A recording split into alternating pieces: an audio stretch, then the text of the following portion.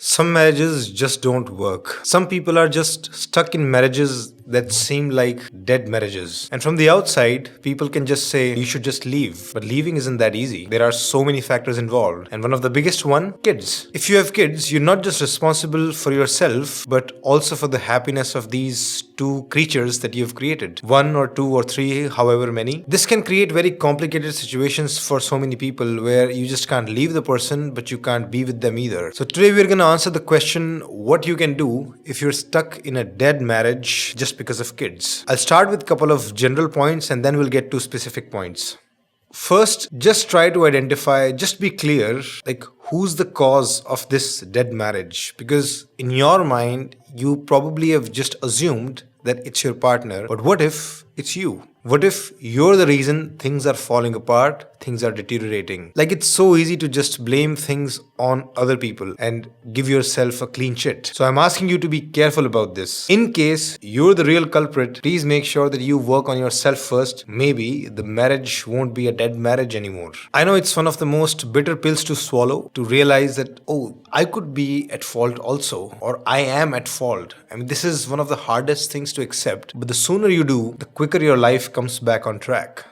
Second, when you're stuck in a bad marriage, you often end up thinking, why did this all happen? And you want something to blame here. You might want to blame your parents who probably pushed you for this marriage, or you could blame your parents for not allowing you to marry somebody that you wanted to. You could of course be blaming your partner for putting you through this. You could be blaming yourself, like, why was I so stupid to agree to marry this man? Why didn't I see those red flags? Or I saw the red flag, why didn't I take it seriously? You could end up asking a lot of these why questions. And the worst of all, you could end up blaming the kids. Like, I'm stuck here because of you guys. In your angry moments, when the kids are not listening to you, or let's say if they take your partner's side, you may end up just losing it. I'm doing all of this just for you, and you can't even listen to me, and you can't even take my side. I'm stuck here because of you guys, and this is how you treat me? If you're making your kids feel guilty for your suffering, that's a terrible thing you're doing to your children. So you really need to stop immediately. The thing is, you actually don't need to blame anybody. I mean, things happened the way they happened given the circumstances. Everybody took their own decisions at the time. Like throughout the series of events before and after the marriage, people were just interacting with you. People were just taking decisions on the best judgment that they had. In each situation, people had their own share of ignorance and their own share of wisdom. And multiple people came together and their wisdom and stupidities interacted with each other, and the result is this. You can of course spend time to try to understand why things happened this way, so maybe you can avoid this in future, but look at the past only from the point of view of understanding it, not wanting to blame somebody. And there's a big difference in those approaches.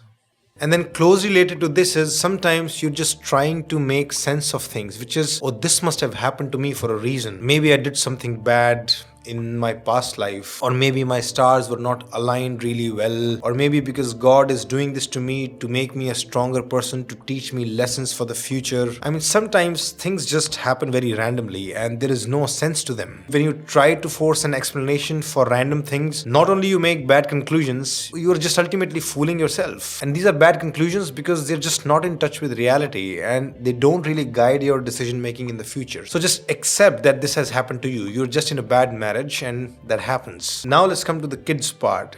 So first recommendation that I can give you regarding that is make sure that your kids are somewhat aware of what's happening. Now you don't have to necessarily go to them and just complain every day. Like, your kids are not your therapists, but they should be aware of what you are going through, your mental states, what is right and what is wrong, at least from your point of view. Many times parents just don't communicate such things to their kids because they're trying to save them all this trouble. They're trying to say, oh, I don't want to bias my children against my partner, or yeah, basically my kids won't be able to handle this information. I just want them to focus on studies. I'll tell them once they grow up, etc. Again, you don't have to overwhelm the kids with too much information, but they should be aware of the reality. If you are going through some pain because of certain reasons, they must at least understand the summary of it. And there are multiple reasons for it. First, that for kids' own development, to become a mature adult, it's important that they know the realities of life. Don't try to paint like a rosy picture of your marriage. They should know what a marriage can look like. If they are aware of all the mistakes, maybe they can avoid them in the future themselves, or maybe they can avoid a partner who may be making a similar mistake. Life comes with suffering, and your children should be aware of how suffering works. And second reason, let's say a day comes when everything just becomes too much for you and you actually decide to leave. If your kids have no idea what has been happening for the past few years, how would they stand next to you? How would they support you? Suddenly you'll feel all alone, because if you tell your kids I'm leaving, they'll be like, what the hell happened? I mean, things were just fine. Why are you just suddenly acting like this? What is such a big deal that now you have to leave this house? Now you have to leave my dad or my mom? What is happening? They might actually end up blaming you because you did not keep them in the loop. And here, technically, both parents should do that. Both parents should tell their side of the story. Again, not overwhelm the kids, but tell them the summary of it, so that when the kid is an adult, they can make an informed decision about how to deal with both parents and who to go with.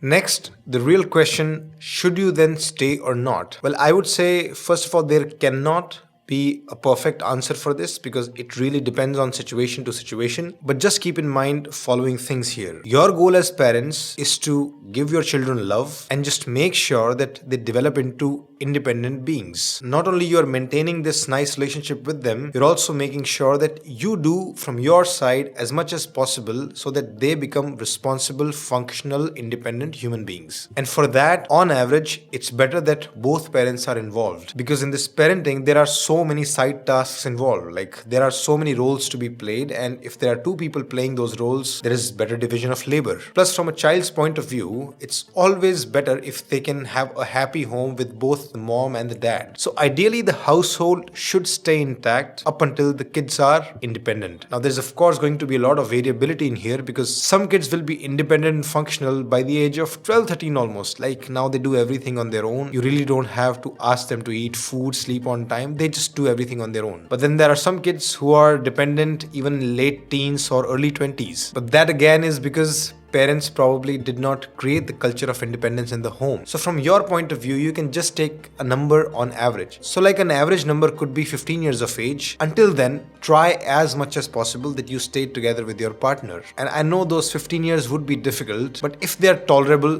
do tolerate it. Because you made a choice of having kids. The kids did not really come to you and say, please give me birth. I mean, you gave them birth. So for some time, your needs and your happiness is not the only thing in the picture. Like, it's not the most important thing anymore. The child's well-being is equally important, if not more. So from that perspective, you must be prepared to make that sacrifice. But the reason behind that sacrifice must be very clear to you, so that your child can enjoy the love of mom and dad, and the child can go into adulthood feeling more secure about their relationship with their parents. And as they are transitioning to this adulthood, both the mom and the dad are in there to provide for the child. These are right reasons to make that sacrifice.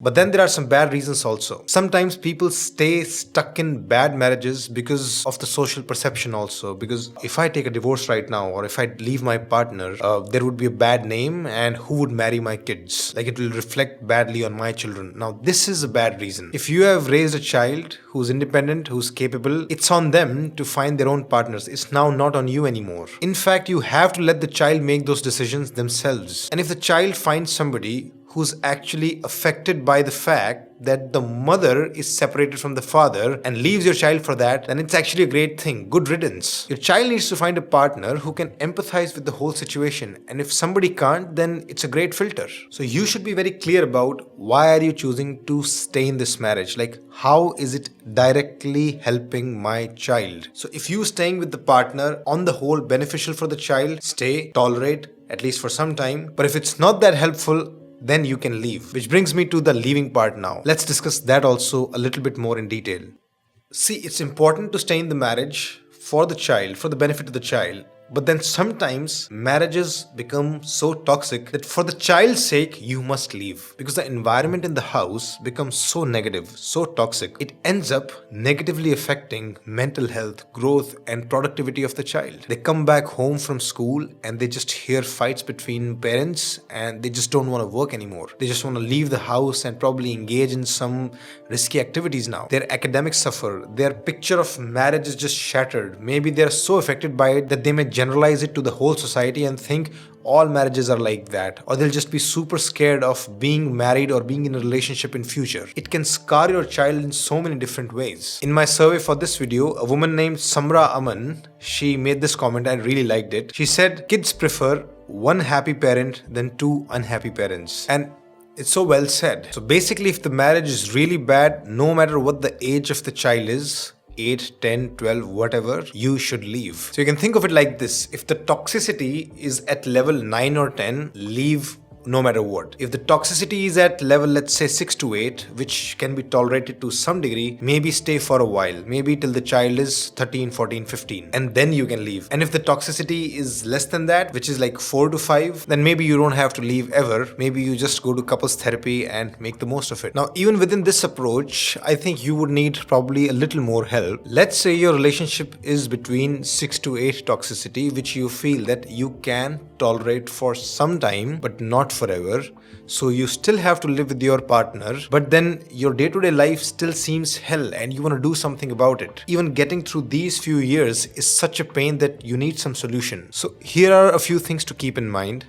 First of all, do your best to make this relationship better. Even if it feels dead right now, but there is some life in it. It's usually never zero. And try to ignite whatever spark is left and try to turn it into a flame. Maybe you can. You can start with first improving yourself. Like, try to make sure that from your side, you're not violating some important principles of relationship. Like I said in the beginning, who knows? Maybe if you fix yourself, the relationship won't be dead anymore. Maybe things will just get fixed. So start with improving yourself. Then you can go on to just try to focus on the commonality, the good things between you two. Between two people, it's always a ratio of harmony and disharmony. In a dead marriage, most of it may seem disharmony, but then there would be a small ratio where things would still be common. Maybe you still both like to play chess. Maybe you both like to go on a walk. Maybe you both like to actually listen to children. Maybe you both like to gossip a lot. There must be something that you both still enjoy together, and try to bring your energy and focus on that instead of just complaining what you don't have or what you used to have and not have anymore. When you focus on the harmony, the commonality,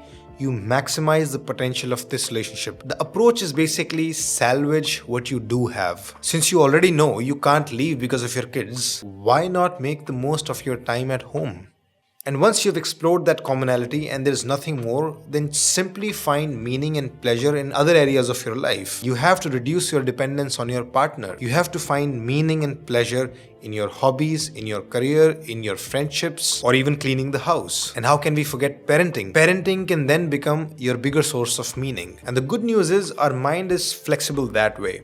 I know people come into a marriage with some expectations, with some dreams and desires. This is how we will be. This is how my love life would look like. This is how we would probably grow old together. But the reality is, each story is unique. There is no perfectly normal marriage as such. So you have to let go of the idea of why is my marriage like this. Your life and marriage will take its own unique path, which will be out of the ordinary, abnormal in many different ways. You have to embrace that. So basically, to make your life more livable at home, first try to fix your own mistakes, then find the commonality with your partner, and rest, find meaning in other areas of life. And after a few years, if things continue to stay toxic at home, then just leave. And one last thing, before actually leaving, please make sure that you take your family through therapy. Like, go to a counselor, or if needed, go to multiple counselors. Leaving is technically the easier thing. You just have to deal with your attachment. Working on things, improving things is the harder part. So try that first as much as you can. Not just with your own brain. Not just that, okay, I've already done my best. Actually go to professionals. Try your best there. I hope this video gave you some framework to think about the problem. And if you don't want my channel to be a dead channel, please make sure to like this video, subscribe, and hit the bell icon. A very important factor in mental peace is that instead of just thinking and thinking internally, you should be able to talk about your frustrations to someone. But sometimes your friends and family can get tired of listening or might not even understand you well. That's why you should talk to a therapist. Your emotions need regular air ventilation. Your thoughts need regular garbage disposal, like once every week with a trained therapist. At Shridhar Life School, we have a team of therapists that you can talk to. Please go to shridharlifeschool.com to book your sessions.